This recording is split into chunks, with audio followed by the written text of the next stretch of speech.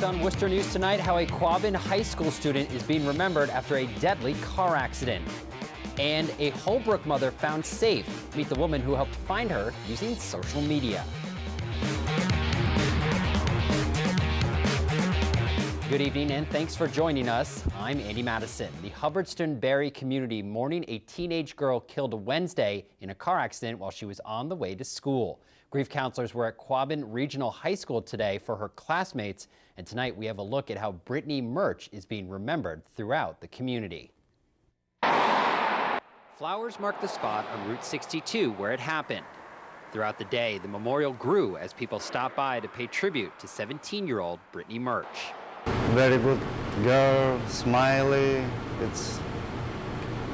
A little bit of everything. She helped out with everything.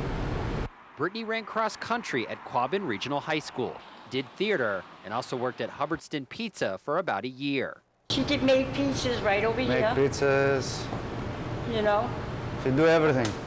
Smiley girl, you know, it never give me attitude. On Wednesday, Brittany was on her way to school on Route 62 with her brother Griffin when the car went off the road and struck a tree. Today, many mourning the loss of the teenager while her brother remains in the hospital. It's very bad. I'm waiting to listen to good news, so. Pray for the family. Yeah. Let them know that we are here for them. Her younger brother Griffin is being treated for serious injuries. We are told some of her classmates had a candlelight vigil this evening. Well, after disappearing earlier this week, a Holbrook woman was found safe yesterday in Connecticut. The woman had ties to the Worcester area, and as our Patricia Nicholas shows us, one of her high school classmates helped find her without leaving the state. Social media outlets like Facebook and Twitter help to connect people. But for Tina Patenti, it served a greater purpose. It helped her find a high school friend who was missing. Well, I took the Facebook post, I reshared it, and I drew attention to my Connecticut friends. And I said, well, if she's heading through that way, you know, from the East Coast, Connecticut to Florida, you know, guys pay attention because you can maybe help. Judith Sales was reported missing on Monday.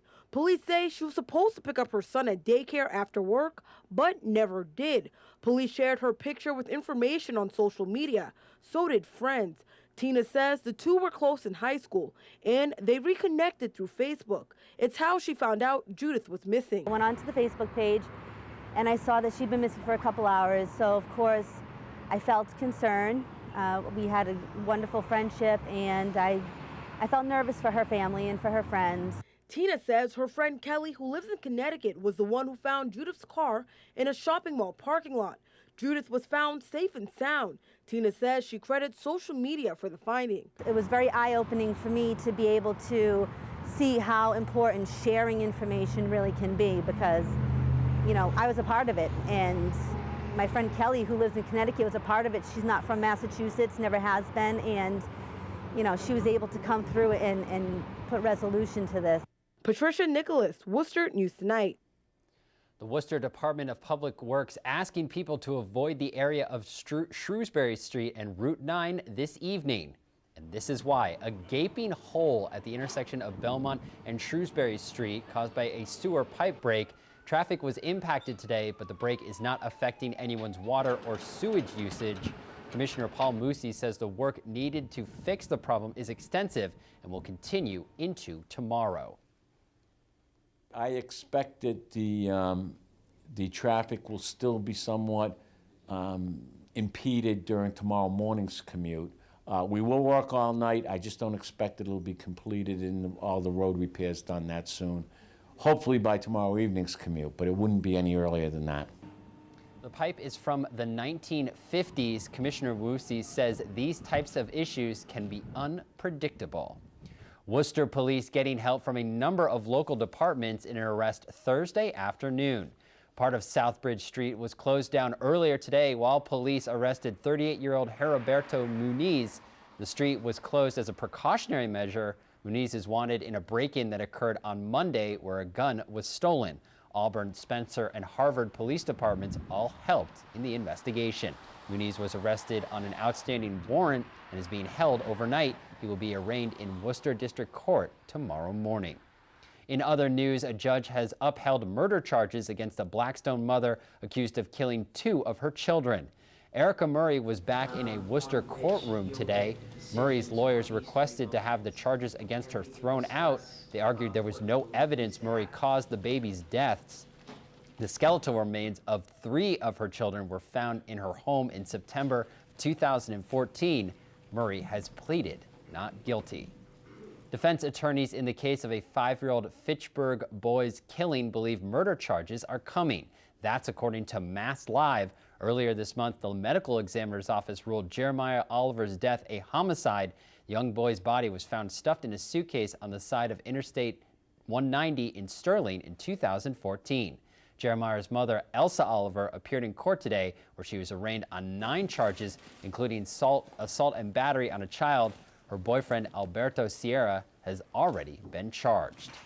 Prosecutors are asking for at least 50 years for a Massachusetts teenager convicted of killing and raping his math teacher. 17-year-old Philip Chism was convicted last year of murdering Colleen Ritzer back in 2013. Prosecutors are asking Chism be given 2 life sentences with the possibility of parole after 25 years. The defense is asking for 26 years in prison. The man charged with stealing human remains from Hope Cemetery in Worcester is being held on $100,000 bail. Amador Medina of Hartford, Connecticut, pleaded not guilty today to a number of charges, including disinterring a dead body and injuring a tomb, grave, or memorial. A second Connecticut man who allegedly removed skeletal remains from the cemetery for Medina was also arrested earlier this month. Prosecutors say they are still investigating the thefts. The Grafton Fire Department makes an important rescue at a 3-alarm fire on Potter Hill Road Thursday. Firefighters were able to rescue the homeowner's 2 dogs. You can see one of them being taken out safely here. Crews were called shortly before 11 this morning. The fire began in the kitchen. The owners were not home at the time. The Grafton Fire Chief tells us they found one of the dogs hiding under a bed and says 2 firefighters were able to save the other dog. And 2 of my firefighters, they did find a dog that was not breathing. They administered CPR.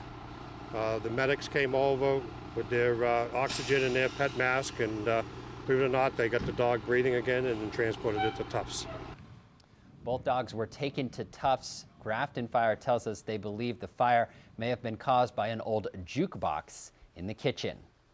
An Olympic athlete stops by Worcester to talk to students about overcoming abuse. Kayla Harrison won the gold medal in judo at the 2012 Summer Olympic Games in London.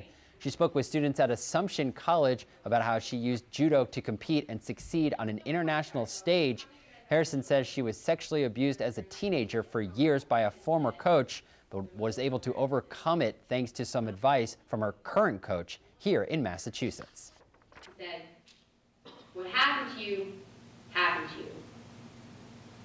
And it's a terrible thing. But it doesn't define you. You've got a chance to go do something great with your life. But only you can decide. Another way you can win a Again, Kayla Harrison appeared at Assumption College early.